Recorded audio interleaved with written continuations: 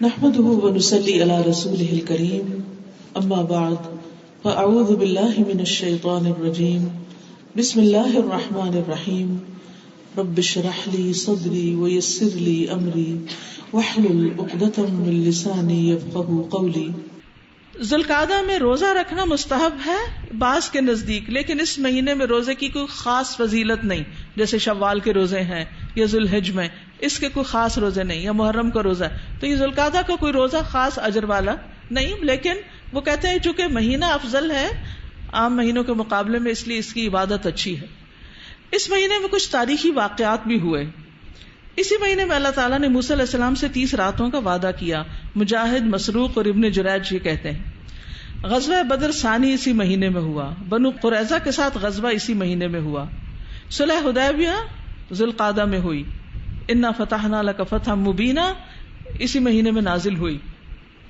ذوالقعدہ میں کرنے کا کام کیا ہے؟ نمبر 1 اس کی تعظیم، اللہ کی حدود کا خیال، فرائض کی ادائیگی، نیک کاموں کی طرف توجہ، برائیوں سے خاص طور پر رکنا، گناہ اور نافرمانیوں کے کاموں سے بچنا۔ ابن رجب کہتے ہیں جس آدمی کی ان حرمت والے مہینوں میں نیک عمل کرنے سے ہمت کوتاہ ہو تو اسے چاہیے کہ وہ اپنی جان پر نافرمانیوں سے رک جانے کے ساتھ رحم کھائے۔ اپنے اوپر رحم کرو، کس طرح؟ نافرمانیوں سے رک کر۔ فلا تظلموا فیہن انفسکم، کبیرہ گناہوں سے توبہ یعنی تجدید توبہ کریں، نیکیوں میں آگے بڑھیں، اللہ کی اطاعت کے کاموں میں اور زیادہ شوق سے چلیں۔ جیسے رمضان سے پہلے شعبان ہوتا ہے نا، تو ذوالحجہ سے پہلے ذوالقعدہ، ایک طرح سے آپ کو اس کے لیے پریپئر کیا جا رہا ہے۔ السلام علیکم ورحمۃ اللہ وبرکاتہ۔ کیا حال ہے سب کا؟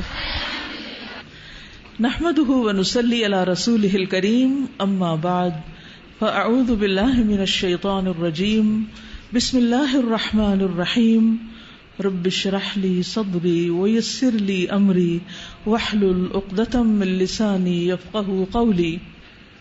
ذوالقعدہ حرمت والا مہینہ ہے، اور حرمت والے مہینوں میں سے سب سے پہلا مہینہ ہے ذوالقعدہ، ذوالحجہ، محرم، یہ 3 لگاتار مہینے ہیں، اور پھر رجب، تو 4 مہینے ٹوٹل سال میں، منہا اربعۃ حرم، حرمت والے مہینے۔ اور نبی صلی اللہ علیہ وسلم نے حجۃ الوداع کے موقع پر ان 4 مہینوں کا خود ذکر کیا۔ آپ نے فرمایا زمانہ پلٹ کر ویسا ہی ہو گیا جیسا اس دن تھا جس دن اللہ نے زمین و آسمان کو پیدا کیا۔ سال میں 12 مہینے ہوتے ہیں، 4 حرمت والے، ان میں سے پے در پے 3 ہیں، یعنی ذوالقعدہ، ذوالحجہ، محرم اور رجب، جو کہ جمادہ اور شعبان کے بیچ میں ہے۔ ذوالقعدہ کو ذوالقعدہ کیوں کہا جاتا ہے؟ قعدہ کا کیا معنی ہوتا ہے؟ بیٹھنا۔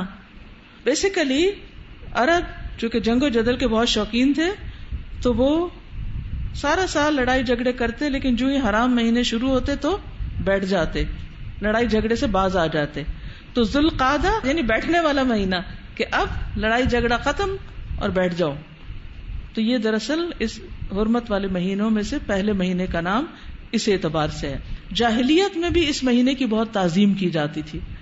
اس مہینے میں کسی سے لڑتے نہیں تھے، کسی سے بدلہ نہیں لیتے تھے، حتیٰ کہ کوئی اپنے باپ یا بھائی کے قاتل کو بھی دیکھتا تو اس سے بھی بدلہ نہیں لیتا تھا، اور نہ اس کو دھتکارتا، کچھ بھی نہیں کہتا تھا۔ قاتل سامنے بھی نظر آتا تو کچھ نہیں کہتا تھا۔ کیوں؟ کیونکہ یہ حرمت والا مہینہ ہے، اتنی زیادہ اس مہینے کی تعظیم ہوتی تھی۔ اللہ تعالیٰ نے ان حرمت والے مہینوں میں ایک دوسرے پر ظلم کرنے سے منع کیا ہے۔ سورۃ التوبہ 36 میں آتا ہے فلا تظلموا فیہن انفسکم، ان مہینوں میں اپنی جانوں پہ ظلم نہ کرو۔ ابن کثیر کہتے ہیں اگرچہ ان مہینوں کے علاوہ بھی ظلم کرنا منع ہے، لیکن ان مہینوں میں زیادہ تاکید ہے، یعنی یہ نہیں کہ باقی مہینوں میں ظلم کر سکتے ہو، نہیں۔ جیسے رمضان ایک ٹریننگ پیریڈ ہے نا، تو یہ مہینے بھی ایک تربیت کے لیے آتے ہیں کہ خاص طور پر کانشیسلی ظلم سے بچو تاکہ سال کے باقی حصے میں بھی بچ سکو۔ تو ان کی حرمت اور عظمت کی شدت کی وجہ سے ان میں ظلم اور زیادہ ظلم ہے یا بڑا گناہ ہے۔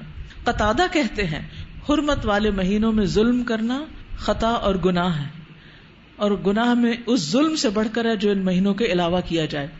اگرچہ ہر حال میں ظلم سنگین گناہ ہے، لیکن اس مہینے میں اس کی سنگینی کئی گنا زیادہ بڑھ جاتی ہے.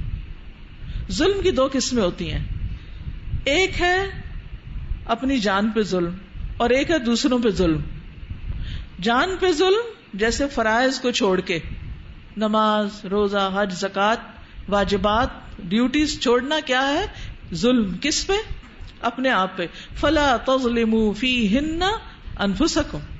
پھر عبادات کے اوپر نظر ثانی کریں، نمازیں وقت پہ ادا ہو رہی ہیں، صحیح طور پر ادا ہو رہی ہیں.